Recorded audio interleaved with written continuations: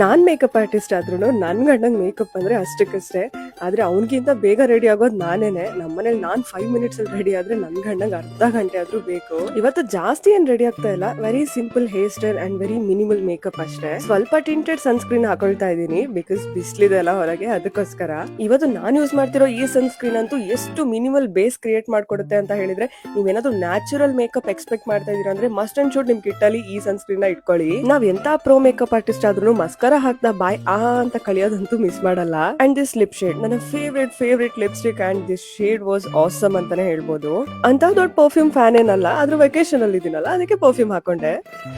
Okay, just simple ಅಂದ್ರೆ very simple makeup. So ಏನಿಲ್ಲ, simple ಆಗಿ ಒಂದೆರಡು ಜಡೆ.